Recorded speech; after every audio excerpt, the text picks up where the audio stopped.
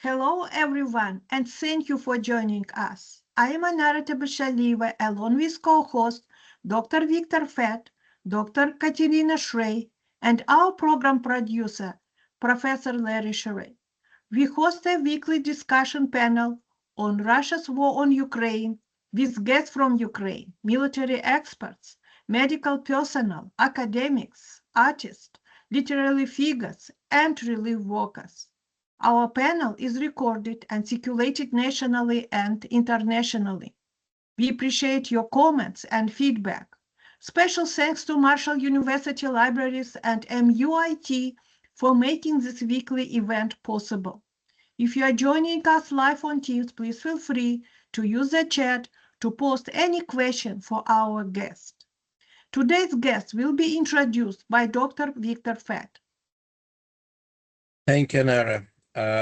It is my great pleasure to welcome back live from Kyiv, a friend of our program and, in fact, the most frequent contributor, Dr. Petro STRIZHAK, who is a chemistry professor, the Academician of the Ukrainian Academy of Sciences, and head of the department at the Institute of Physical Chemistry of Academy of Sciences of Ukraine. Dr. STRIZHAK has been speaking previously on our program on 10 occasions. And this is program number 214 of MUkraine in Marshall University, West Virginia. We welcome everyone to watch it, and our greetings to everyone with the coming Easter and Passover holidays. Dr. STRIZHAK, please, microphone is yours. Thank you. Thank you, Victor, very much. Thanks, my deep appreciations to everybody who is organizing this podcast. Thanks to all people who are supporting Ukraine during this war. Thanks, many thanks, because I will never stop repeating that without enormous international support from our friends, from countries who are supporting us, we will not survive. We will not be able to fight against the Russian beasts. We will not be able to defend our country, to defend our values. Today, I wish to say something about the winter we survived and about science in Kyiv, particularly in chemical institutions and universities, mainly chemical departments in Kyiv. But I guess what I will tell you that definitely concerns all scientists in Ukraine. First of all, I would like to say that spring came to Ukraine, spring came to Kyiv, and during day time we have something like plus 15 degrees centigrade, and during night time we have something like plus 10 degrees centigrade. In Fahrenheit, that's something in between 50 and 65 Fahrenheit. So, but you know, you will not believe me that almost everybody is happy for that temperature, because the last winter was not just a disaster. That was something that is hard to believe people can survive during the conditions we were living during that winter. I guess in November, December, Russians became enormous attacks on our power grid, on our power generation facilities, and in Kyiv, that had the consequence that I guess 1/3 of the city was totally without heating supply. We had a very tough time with shutdowns. That I remember a day when electricity was available just for a couple of hours, typically for a couple of months. In my apartment, the electricity was available from 8 to 12 hours per day. So you should understand that there is no gas supply, just electricity. Everything, I mean, in my apartment, everything is dependable on just electricity. So hopefully, with heating situation in my apartment was not so worse as it used for other people in the city. For a friend of mine, we are working together at the institute. The power heating supply stopped, I guess, in December, and it was not renovated till now. So December, January, February, and March, his family was living without heating supply. Hopefully, our city government decided that if they cannot organize heating supply for a given building, in that case, the building will be supplied by electricity 24 hours per day. But, you know, Russians changed the plan, and from time to time, they used to live without heating, without electricity, no gas. So minus 20 degrees centigrade outside. So minus 20 degrees centigrade, I don't know, in Fahrenheit, that's something like minus 10 maybe. I cannot recalculate quickly. So, but that's very frozen, and I have a friend. She lives nearby her work in the center of the city. It's not somewhere far away, just in the center, just I guess half a kilometer from our main street, Krishchatik, 2 kilometers from Government Square, something like that. And during 2 months, January, February, her family lived when in apartment the temperature was plus 3 degrees centigrade. So that's the temperature when the water became frozen and transfers to ice. So that's just unbelievable. And what I wish to say that it's not just 1 or 2 persons. That's 1/3 of our population, of the city population, and that is something like between 1 and 2 million people were surviving during this winter under conditions what I just described you. So today, a friend of mine he told me that his friend, her, and her husband, he is serving in our defense forces in front line. So he sent from the front line to his wife in Kyiv special candles for heating, because for our soldiers, volunteers, and on regular stage, our military support, they support them with special heating candles, devices, and stuff like that. So he was forced to send from frontline to Kyiv to his wife, so that she was able to organize some heating supply inside her apartment.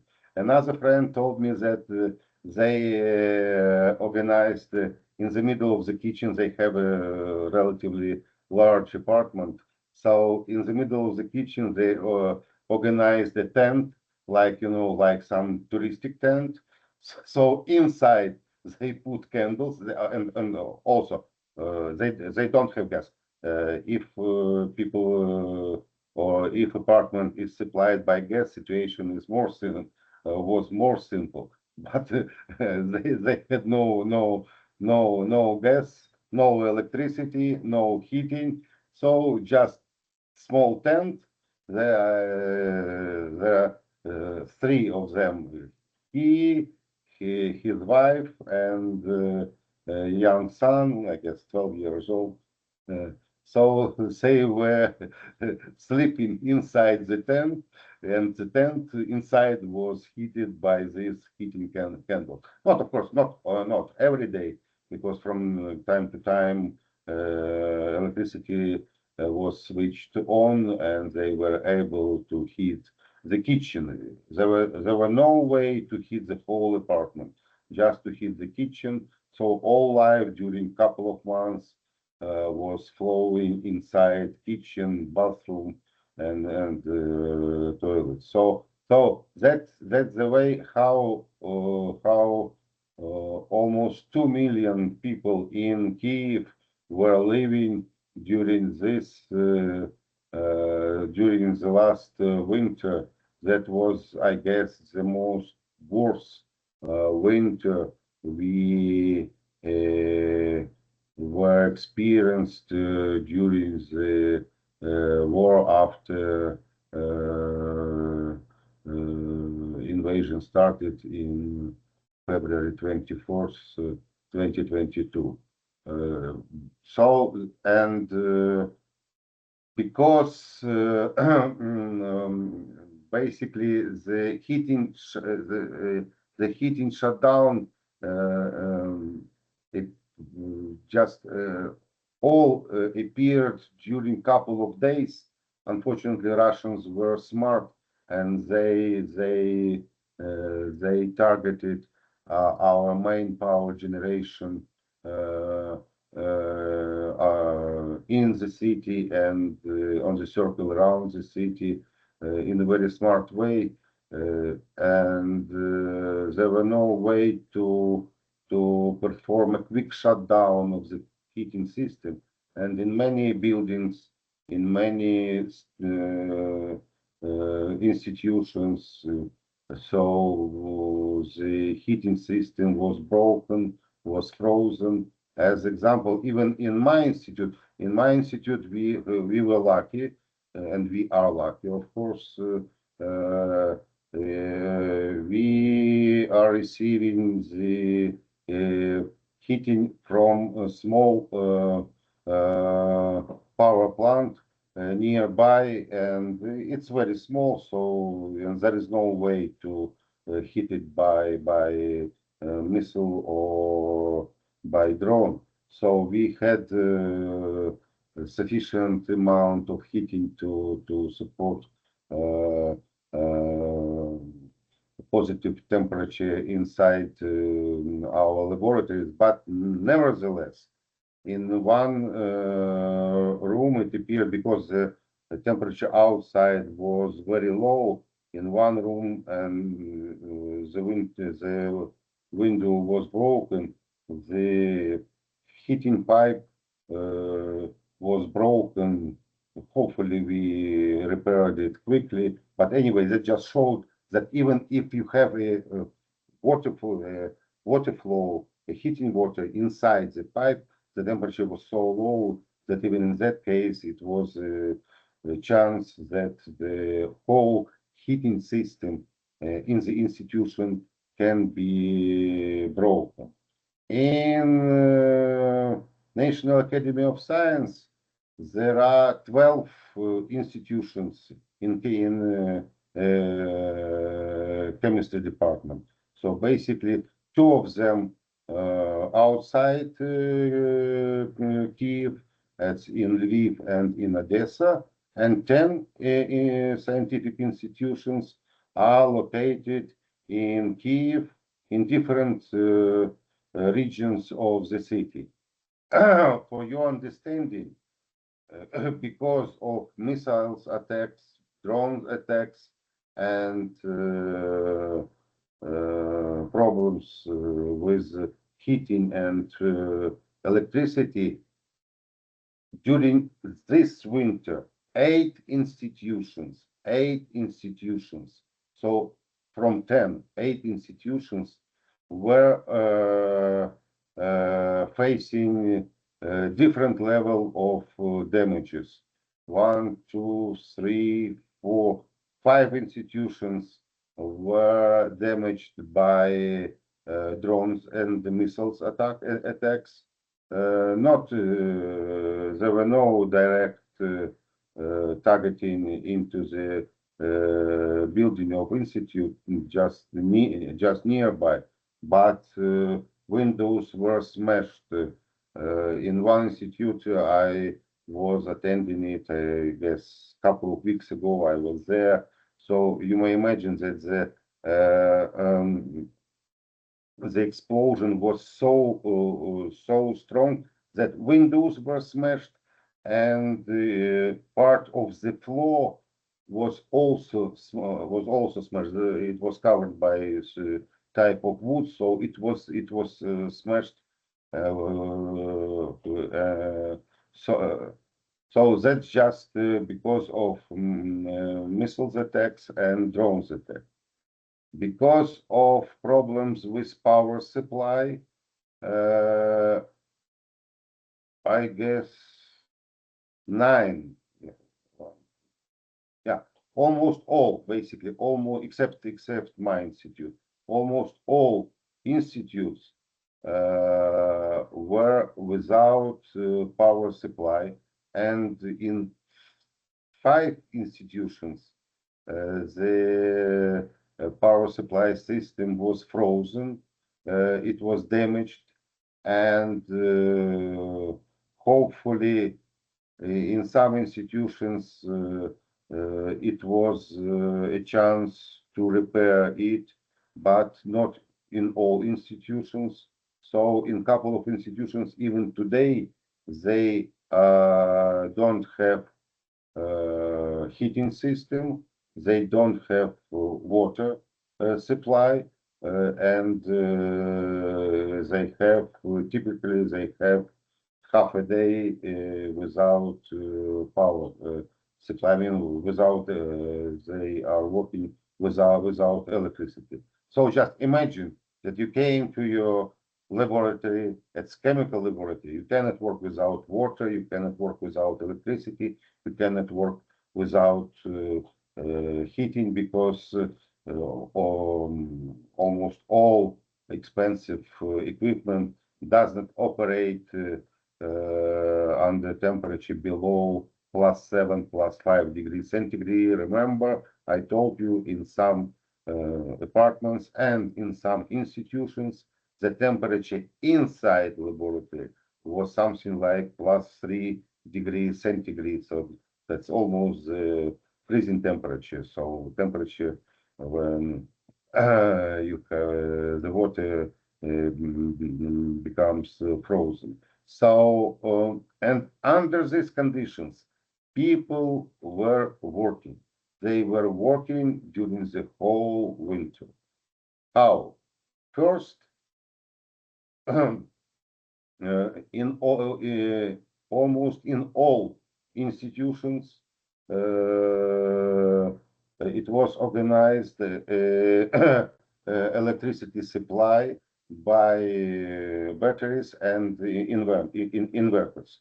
So, of course, there is no way to organize power supply for all institutes, because it requires enormous amount of electric power, and there is no way that you have such strong batteries with high power. It's very expensive, and we don't have enough money to buy an expensive equipment. But for relatively small amount of money, the scientists in all institutions, they purchased necessary equipment to support their research by supply. At least, for example, in my lab, we have ability to for non-stop working of one experimental setup. It requires, I guess, something like between 4 and 5 kilowatts per hour. So we were able to organize the non-stop work for 4 or 5 hours, something like that. So it's not enough to continue the experiment we wish to perform, but it's enough at least to perform some experiments and to get some results, what real scientists need. And I mean, in chemistry, you cannot work without conducting experiments. There is no way to get any kind of result, at least if you are not theoretician, but there are not too many theoreticians in chemistry. The main part of chemists, they are conducting experimental work, and you cannot perform experimental work without water, heating, and electricity. And friend of mine, he is director of one institute, and that's the institute where today they don't have water, they don't have heating, but hopefully they have electricity from time to time, not 24 hours per day, but at least half a day they are supplied by electricity. And he told me, okay,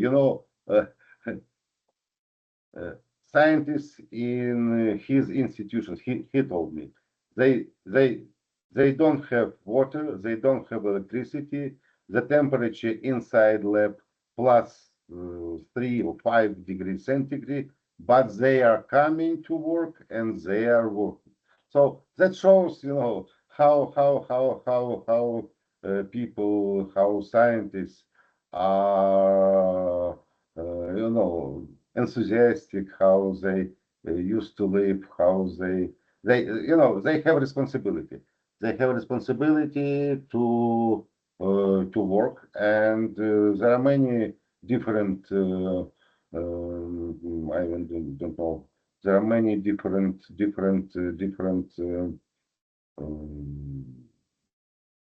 motivations for them to work. First of all, obviously, because they are scientists, that's the main motivation. Because if you are a scientist, you cannot live without science. You cannot live without conducting scientific work. You cannot live without that.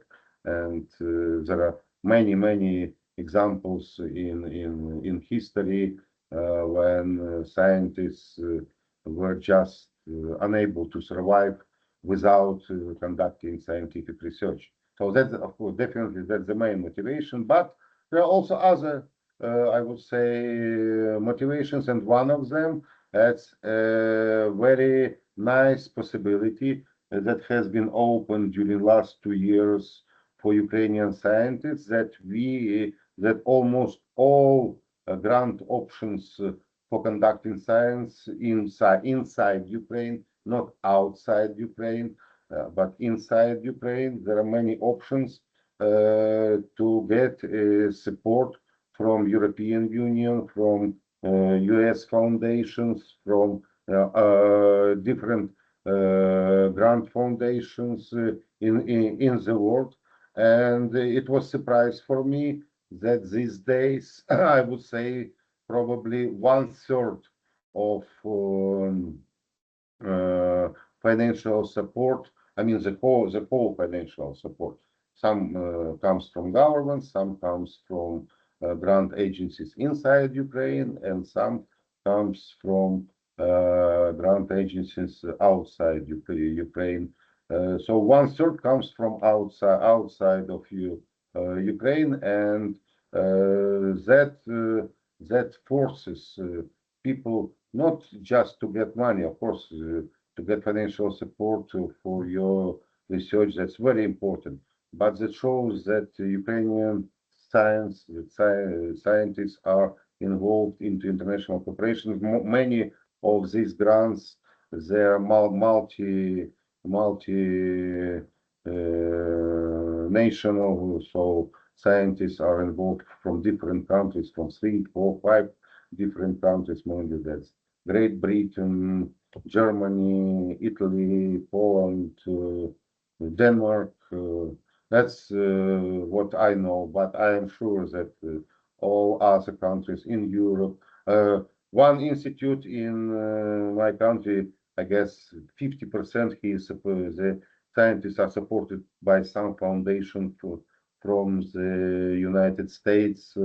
I mean that gives a new sort of scientific life to scientists who are working in Ukraine, and they are producing very nice results, very nice publications in it was an effectiveness of the scientific work in Ukraine. I'm talking about chemistry. I don't know about, but probably the same situation in biology, in physics, medicine, and other natural sciences. Sciences. So that shows another way of international support to scientists who are working in Ukraine under conditions I just described you. So plus, imagine you are living in apartment where temperature plus 3 degrees centigrade, you have electricity 8 hours per day, you are going to your lab where temperature plus 3 degrees centigrade, no water, no heat, no electricity from time to time, but you are conducting experiment, you are writing papers, you are publishing papers in good journals, and people are citing your publications, so on the level which is appreciable for any good lab in Europe, US, or any country where scientists are involved in chemical studies. So again, that all is possible only due to enormous support from the rest of the world. It's support in any kind of support, and hopefully, if we are if we were able to survive during this last winter under conditions I have just described you, there is no way that Russians will get any kind of success in our land, and everybody in Ukraine pretty sure that there is no way that the Ukraine may get any kind sort of, bad things that from time to time people are discussing.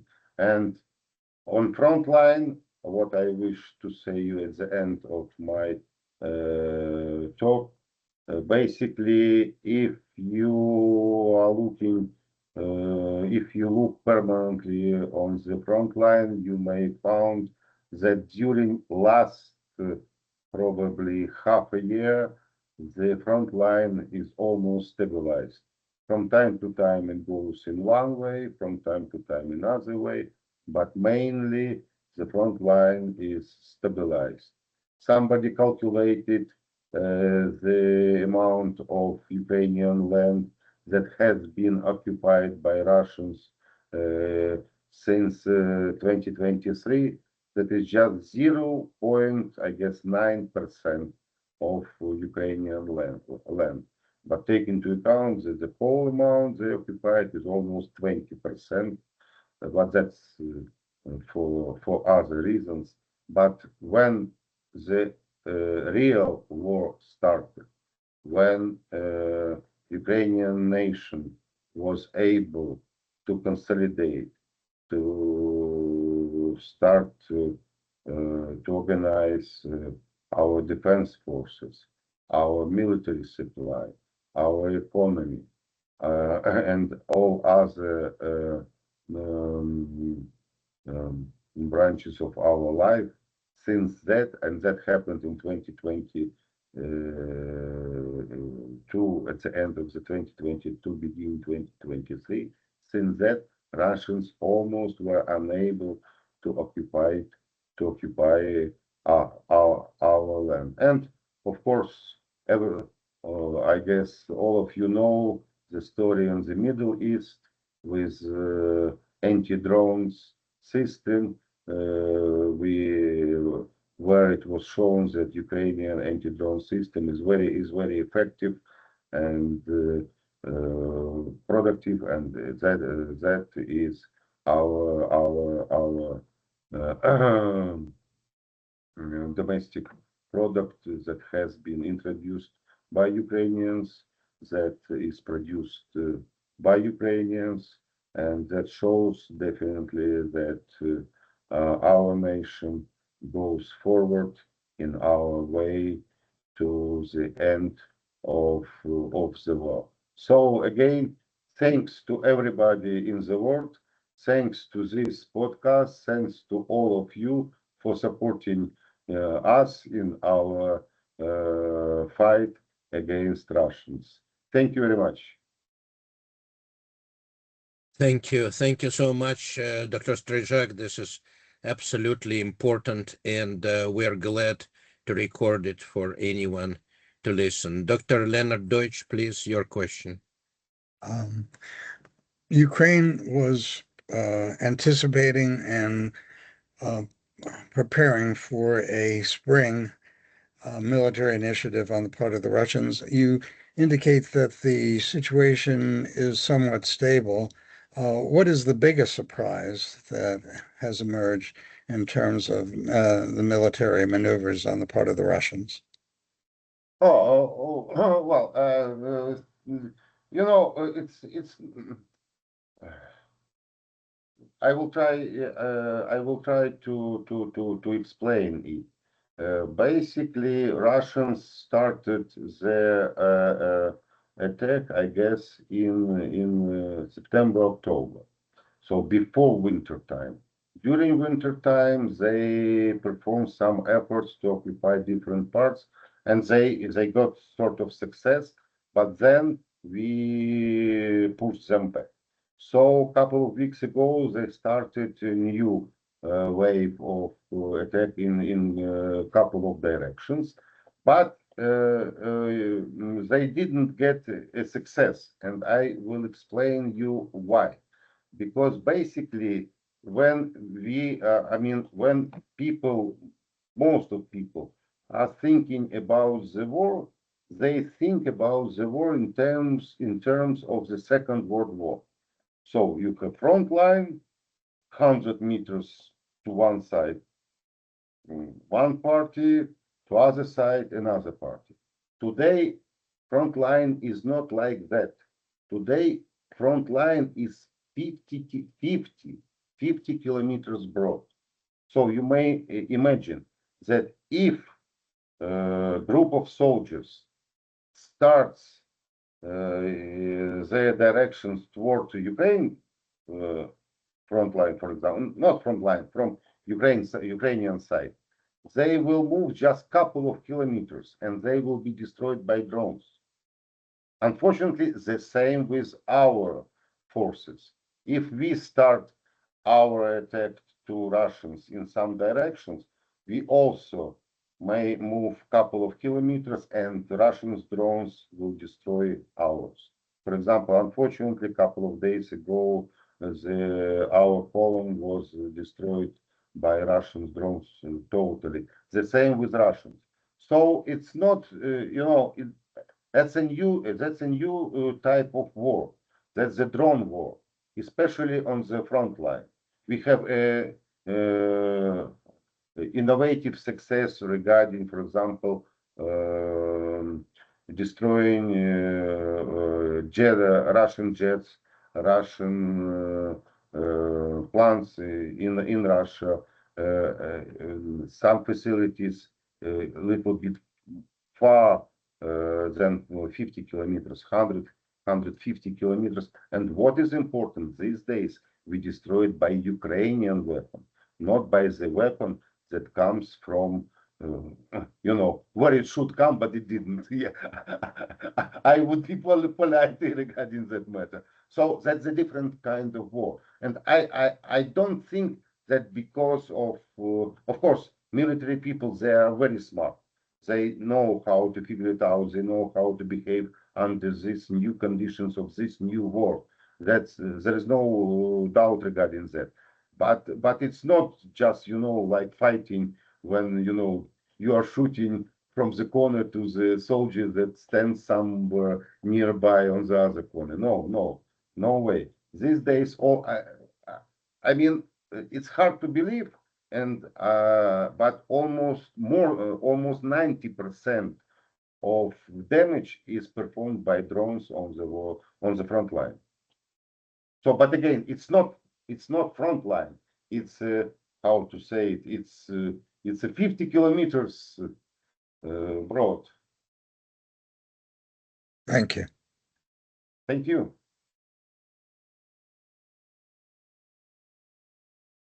Thank you, Dr. Deutsch. Do we have more questions, please? We have time.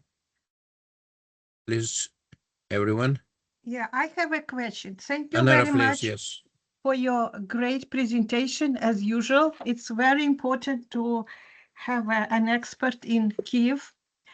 Some say that Ukrainian conflict is becoming a Russian-Ukrainian proxy war, and how Iran conflict may change situation in Ukraine, and what is the reaction of people in Kyiv or somewhere actually in Ukraine to this new developments in the Middle East.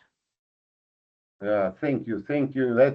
That's a very important question, and well, okay. I will try to explain you, to show you feelings of people who I am familiar with. So the first, Iran should be destroyed because Iran was supporting Russians by drones. They transferred drones industry to Russia. They supported Russians with missiles and things like that. But that's that's Slavic character. The same people, they're saying it's sad that population of Iran is struggling because of the war. So population shouldn't face this war. They shouldn't face these explosions because we are facing these explosions. Hopefully these days, not each day like it used to be 2 years ago, but once per week in Kyiv. People are facing. Everybody is facing in the city, facing the this or that type of explosion. It's not necessarily missiles attack. It may be drones attack. It may be just drones fly above you. So there are two. It's a mixture of two feelings. The first, of course, Iran is our enemy as a state, but as Iranian people, they shouldn't face this war. So I guess I tried to explain, how we feel. Not everybody, of course, but some people how they feel about what is happening in the Middle East. And the third, obviously, everybody is proud that Ukrainian weapon is serving in Middle East against drones, and our systems are very effective.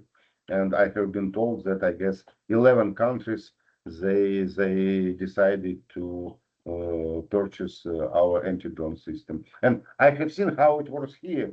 Just in the place where I am sitting right now, it was the first. Okay, well, it was the first. How to say, the first battle when our defense forces used this anti-drone system. Wow, that's very impressive. Very impressive. What I counted, 100% effectiveness. Oh, thank you, thank you. Yeah, thank you, because it's something new emerging. We even don't know fully what might be there tomorrow. And what do you think about the future? How Ukraine might be further involved in the Middle Eastern conflict? I don't think it may be more than just we have right now. That because we are good in anti-drone systems, that's obvious. Of course, we are very good in sea drones, and it maybe it happens that our sea drones will be used in the Middle East, for example, to protect some part of the Gulf. Maybe it's not excluded. So other system with troops, definitely we will not support. That's obvious, of course. So maybe some other types of weapons that we have developed during the last 2-3 years. It may be useful, but as far as it's a drone war, mainly I mean, in Ukraine, mainly it's a drone war. So I guess everything that concerns underwater drones, sea drones, I mean, which are on the surface of the sea, and drones flying. So that definitely, I guess, Ukraine is the most experienced country in the world to, and Russia, of course, as well. That's clear. I guess we are 1-to-1 in this history. Thank you very much. We have another question from Dr. Deutsch. Please, Leonard. It must be extremely difficult to conduct academic research under current circumstances. Have you been able to publish anything in the past couple of years? You'll be surprised. I published, I guess, last year, 2025, I published 12 papers. And in journals Q1, Q2. No, according to this, in my opinion, stupid classification, but you know. So, and a week ago, we calculated number of papers published by each scientist in chemistry, I mean, in National Academy of Science and Chemistry, and that appeared one publication per one scientist per year in Q1, Q2 journals. That is astonishing. But that's just the part of the story. The most interesting part of the story, and you may find that in publications, if we count financing per paper, for example, in just as example, in United States, to publish a paper in Journal of American Chemical Society, you have to spend $100,000 US. Something like that. No, it's not processing charge. That's, I mean, what you are spending to conduct research. I mean, for consumables, for equipment, salary, and so on. That's a minimal amount. In Ukraine, we spent $5,000 US per paper. So and that's official published. That's official published.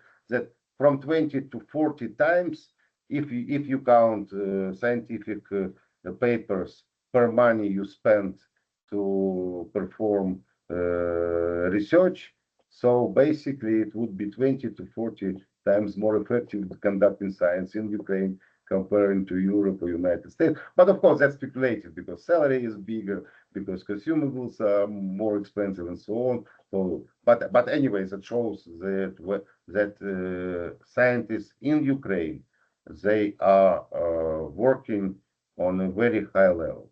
That's without any doubt, basically. For example, in American Chemical Society, journals of American Chemical Society, they issued, I guess, this month, I guess in March, they issued special issue. That's American Chemical Society materials, I guess. All issue was just publications from Ukraine. So that was special issue dedicated to Ukrainian science, and all papers were performed by Ukrainian scientists who are working in Ukraine. So, and that's something like, I guess, 20 or 30 papers. You just may check it. And that's, for example, I'm editing as a guest editor Entropy Journal, and we are just trying, it's not just Ukrainian, but some Ukrainian publication, I mean, papers from Ukrainian scientists also will be presented there. So all friends of mine, they are publishing during last year without any exceptions. Everybody published at least 1 or 2 papers in a good journal, and that's high level science. It's not just something like, it's the same science people are conducting in any lab in the US or Europe. That is extremely impressive. Thank you very much. Thank you, Dr. STRIZHAK. We're nearing the end of our hour. Maybe one question from myself. Tell us a couple of words about your students and graduate students, please. Oh, thank you. That's what that's what I am living with students. And the last year, eight new students came to my, I mean, young scientists. 4 bachelor students, 2 master students. They are conducting their master work, and 2 after master. This year they should start their PhD work. So the problem, the main problem with I don't have problems with students, but because of the war, our educational system was transferred, unfortunately, from study in auditory to online study. So, and unfortunately, the level of online study is much more lower comparing to offline study. And hopefully these young people, they are coming to my lab 4 days per week. So they are studying and they are conducting their research, and we organize them online lectures in the institute. And altogether it's more than 8, I guess 12 or 14, 14 students. And what is most impressive, that if okay, well, if you remember, I told you that I had 6 very bright students in 2022.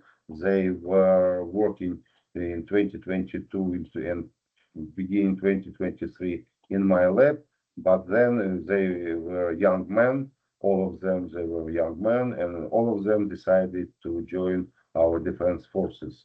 So these days they are defending Ukraine, serving in our defense forces. But new generation, I mean, a part of them are joining the defense forces, but part decided and to join scientific research, and that's a new wave of young people in Ukraine who are thinking that their life should be connected to science. That's unbelievable, but that is one of the consequences of the war, and they see how they can support Ukraine conducting scientific research, which is very important, as I think.